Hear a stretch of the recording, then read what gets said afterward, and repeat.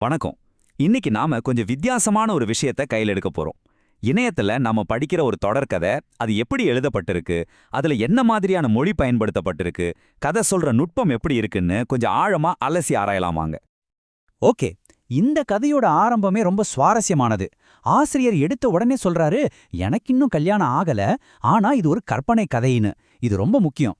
ஏன்னா இது முழுக்க முழுக்க கற்பனை தான்னு அவரே ஒரு எல்லைய வரைஞ்சிட்டு தான் கதைக்குள்ளேயே போறாரு. சரி, இந்த கதைய நம்ம எப்படி புரிஞ்சுக்க போறோம்னா, இதோ இந்த 5 விஷயங்கள் வழியா தான். முதல்ல கதையோட முன்னுரை, அப்புறம் அந்த காலை நேரத்துல வர்ற ஒரு சின்ன மோதல், அவங்க பயன்படுத்துற மொழி, கதை எப்படி வேகம் எடுக்குது, கடைசியா எப்படி முடியுதுன்னு வரிசையா பார்க்கலாம். முதல்ல பகுதி 1, கதையோட முன்னுரை, அதாவது சீன் எப்படி செட் ஆகுதுன்னு பாப்போம். கதையில 3 முக்கிய கதாபாத்திரங்கள் தான். மாறா, கணவன்; கயல்மொழி, மனைவி; அப்புறம் சாவித்ரி, அதாவது மாமையார். ஆசிரியர் இவங்கள அறிமுகப்படுத்துற விதமே கதை இவங்கள சுத்தி தான் நகரப்போகுதுன்னு நமக்கு ஒரு ஐடியா கொடுத்துருது. சாவித்ரி கேரக்டர் இந்த முதல் பகுதியில நேரா வரலைனாலும் அவங்க பேரு குறிப்பிடப்படுது. அடுத்தது 2வது பகுதி. கதையோட ஆக்ஷன் எங்கிருந்து தொடங்குதுன்னு பார்க்கலாம். இங்க தான் ஒரு சுவாரஸ்யமான விஷயம் இருக்கு. அது ஒரு விளையாட்டுத்தனமான மோதல்ல இருந்து ஆரம்பிக்குது. இங்க பாருங்க, கயல்மொழி வேணுனே கோவப்படுற மாதிரி பேசி எழுப்பி விடுறாங்க. அதுக்கு மாறன் சும்மா எரிச்சல் அடையிற மாதிரி நடிக்கிறான். அவ சீண்ட சீண்ட இவன் தூங்குற மாதிரி நடிக்கிறான். இது ஒரு நிஜ சண்டை இல்ல, இது ஒரு விளையாட்டு. இந்த விளையாட்டு தான் அவங்க 2 பேருக்கும் இடையிலான நெருக்கத்தை ஒருவித பதட்டத்தோட ஆரம்பிக்குது. அப்போ இந்த விளையாட்டு எப்படி மாறுது? இங்க தான் ஒரு முக்கியமான திருப்புமுனை வருது. கயல்மொழி தன்னோட உள்ளாடையோட வாசனையை பயன்படுத்தும் போது மாறனால அதுக்கப்புறம் நடிக்க முடியல. அந்த வாசனை ஒரு சக்தி வாய்ந்த தூண்டுதலா மாறி கதையோட போக்கையே மாத்துது. சரி, அடுத்தது 3வது பகுதி. கதையில பயன்படுத்தப்பட்ட மொழி, வார்த்தைகள் எவ்வளவு சக்தி வாய்ந்ததுன்னு பாப்போம். கதையில பாத்தீங்கன்னா முந்தின நாள் ராத்திரி நடந்த விஷயங்களை ரொம்ப இயல்பா பேசிக்கிறாங்க.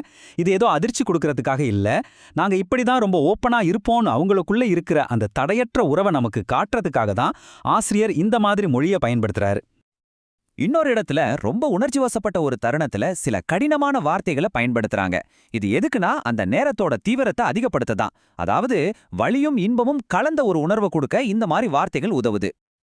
அதே மாதிரி செய் அப்படின்னு கட்டளையிடுற மாதிரி நேரடியான வார்த்தைகள் வருது. இது அந்த விளையாட்டுத்தனமான கேலி முடிஞ்சு இப்ப ஆசை ரொம்ப தீவிரமாயிடுச்சுன்னு காட்டுது. இந்த மொழிதான் கதைய வேகமா அடுத்த கட்டத்துக்கு நகர்த்திக்கிட்டு போகுது. சரி, கதை எப்படி மெதுவா ஆரம்பிச்சு வேகம் எடுக்குது, அதோட வேகத்தை ஆசிரியர் எப்படி கட்டுப்படுத்துறாரு? வாங்க 4வது பகுதியில அதைத்தான் பார்க்க போறோம். இத பாருங்க, ரொம்ப தெளிவா புரியும். முதல்ல அந்த வாசனை தூண்டுதல், அதுக்கப்புறம் ஒரு சின்ன துரத்தல், அப்புறம் டைனிங் டேபிள்ல ஒரு சந்திப்பு, அதன் பிறகு உச்சக்கட்டம், கடைசியா அதுக்கப்புறம் என்ன நடக்குதுன்னு இப்படி ஸ்டெப் பை ஸ்டெப்பா கதை மேல போகுது. பெட்ரூம்ல ஆரம்பிச்ச ஒரு சீன் டைனிங் டேபிள்ல ஒரு உச்சக்கட்டத்தை அடையுது. இதுதான் படிப்படியா உயரும் செயல்பாடு. அந்த உச்சக்கட்டத்தை விவரிக்கிறப்போ ஆசிரியர் ரொம்பவே சக்தி வாய்ந்த உருவகங்களை பயன்படுத்துறாரு. ஒரு விதமான ஆக்ரஷமான உணர்ச்சியை வெளிப்படுத்துறாரு. இந்த மாதிரியான எழுத்துக்கள்ல இது ஒரு பொதுவான உத்தி. கடைசியா 5வது பகுதிக்கு வந்தாச்சு. இந்த கதையோட முடிவும் அது நமக்கு சொல்ற செய்தியும் என்னன்னு பார்க்கலாம். கதை ஒரு சண்டையிலயோ பிரிவிலையோ முடியல. அதுக்கு பதிலா 2 பேரும் ஒன்னா குளிக்கிற மாதிரி ஒரு அமைதியான காட்சியோட முடியுது. அந்த உச்சக்கட்டத்தோட தீவிரத்துல இருந்து ஒரு மென்மையான நெருக்கமான ஒரு தருணத்துக்கு கதை நகருது. இப்போ இந்த கதையோட முடிவுல வர்ற இந்த வரி தான் ரொம்ப ரொம்ப முக்கியம். கதை நல்லா இருந்தா சொல்லுங்க, அடுத்த பாகம் எழுதுறேன்னு ஆசிரியர் நேரடியாவே சேர்க்கிறாரு. இதுதான் டிஜிட்டல் கதைகளோட ஒரு சிறப்பு. அவர் வாசகர்கள் கிட்ட நேரடியா பேசுறாரு, அவங்க கருத்தை கேட்கிறாரு. அப்போ கடைசியா நாம யோசிக்க வேண்டிய கேள்வி இதுதான். அடுத்த பாகத்துக்கு மக்கள்கிட்டே கருத்து கேட்கறதன் மூலமா ஆசிரியர் என்ன பண்றாரு? சும்மா கதைய படிக்கிறவங்களா இருந்த நம்மள அந்த கதையை உருவாக்குறதுல ஒரு பங்காளியா மாத்துறாரு இல்லையா? ஆக இது வெறும் கதை மட்டும் இல்ல, இது ஒரு தொடரும் உரையாடல். ஆசிரியருக்கும் வாசகர்களுக்கும் நடுவுல நடக்கிற ஒரு கூட்டு முயற்சி. இத பத்தி நீங்க என்ன நினைக்கிறீங்க?